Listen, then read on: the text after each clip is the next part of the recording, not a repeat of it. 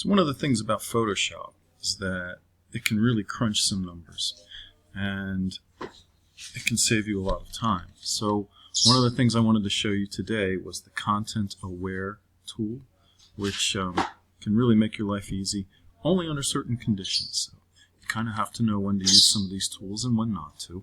So one of the best uses for this tool is, let's say we wanted to move the duck. We'll take the duck in the back. That would be the male mallard, for those of you who are into ornithology. And if I were to draw with my lasso tool a very sloppy circle around this little guy, and we can even make sure that we have the duck exactly in the middle there. So now we have an okay drawing around here, but you'll notice that the water pattern is something that is kind of amorphous. It's not really anything that you want to pay a whole lot of attention to. So if I come over here, and depending on what is on top at the moment, sometimes it may be this, sometimes it may be this, what we're looking for is the Content Aware Move tool.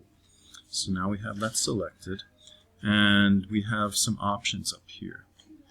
Okay, so I've set my structure to 3, and we're setting it for move.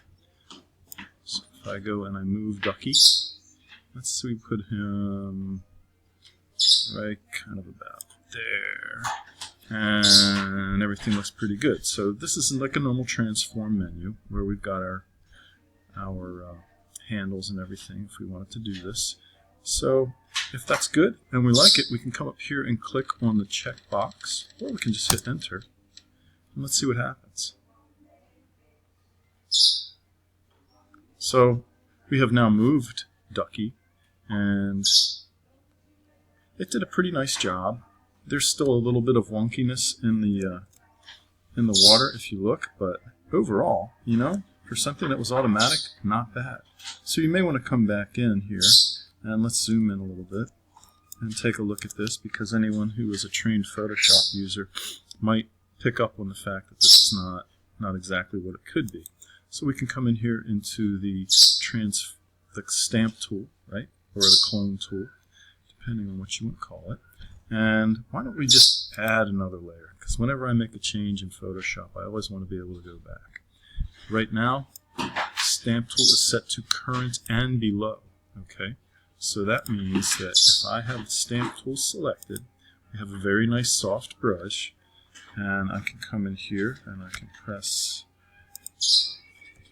the Alt key to set my source, and I can drag this through here, and we can make this a whole lot nicer than what we had.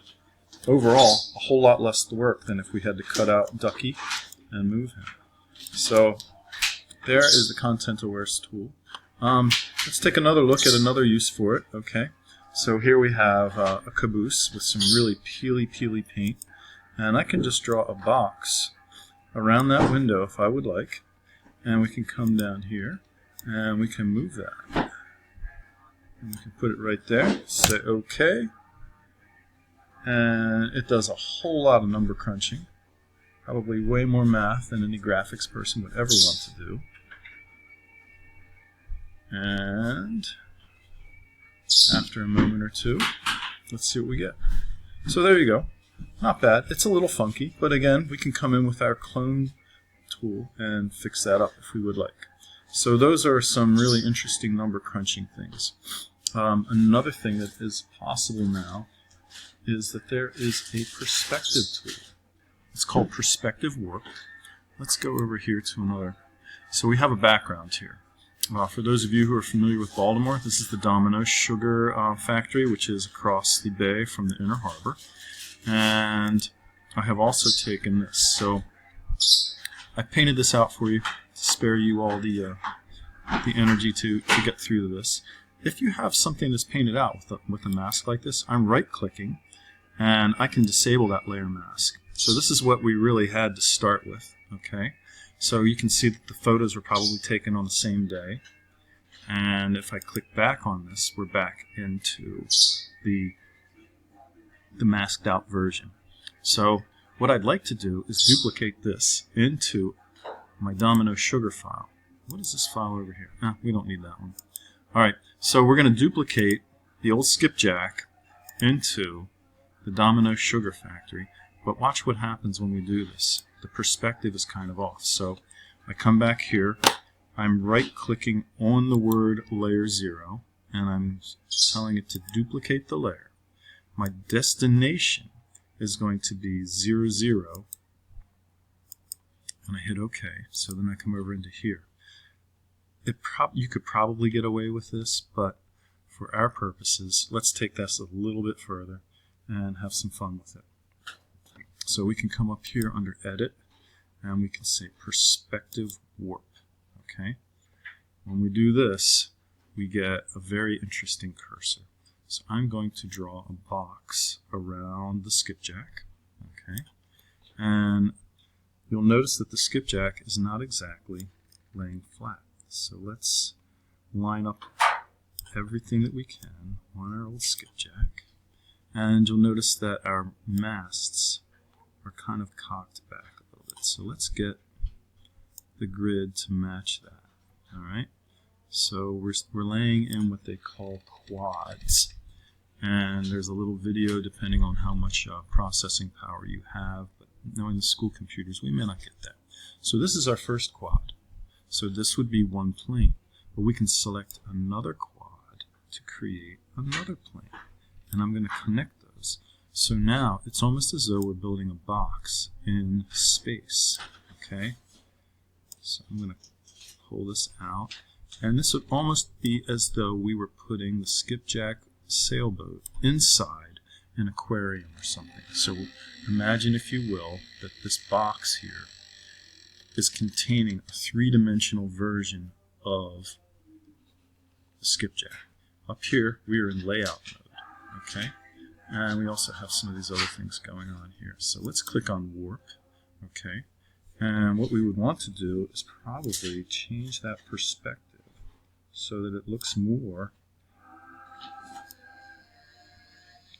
like it's actually there in front of the Domino Sugar Factory. You can do all kinds of stuff. Now remember, those masks were cocked back a little bit. So we can do this. And this is all changing things in perspective. One of the things that you'll find is when you go to copy an image into another background, which happens pretty frequently in Photoshop, the perspective is not quite what it could be. So what we're going to do is we are changing the perspective of this image using all kinds of logarithms and powers of mathematics in Photoshop.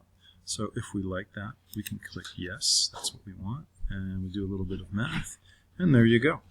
So now our little skipjack, whoops, let's undo that. Our little skipjack looks like it's part of this actual scene here. And even though I have sloppily painted out the rigging on this, we could actually come in now, if we wanted to, and fix that up a little bit. The nice thing that's going here is that we have the same color palette, things like that.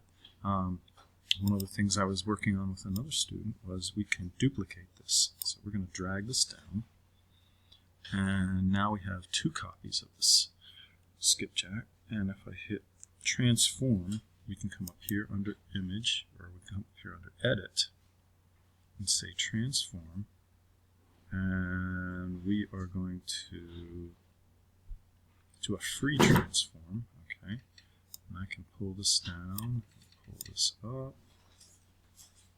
Okay, I can even turn this a wee bit so it's looking like that.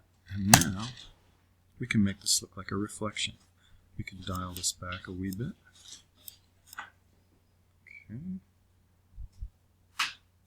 And if you really wanted to have some fun, we can click here on the layer mask. So when I'm in this mode, I'm editing the pixels. When I'm in this mode, I'm editing the mask. And I come over here to my gradient tool, and right now it is set for the foreground going to transparent. Alright, let's hit cancel. Now we hit X, and now we have this, where we have foreground to transparent, which is black. Okay, very good. if we make this a multiply, very similar to what we had done in Illustrator, and I want to drag this from the bottom up to the top a little bit, and there we go. Almost looks as though we have a reflection of our skipjack right there for us. Okay, so if we had taken the time to paint out the rigging, this would probably look a whole lot nicer, but I think you get the idea of where we're headed with this content-aware stuff, where we're headed with the perspective warp. There's a lot of very, very nice math features in Photoshop. So if you want to try this with some of your photos that you may have, we can try that. There is also a panorama tool, which we'll get into, where if you want to go out and take some photos, I'll speak more with you about that, and then we can learn how to stitch those together. So for now, why don't you have some fun with this and see where it goes. Have a great day.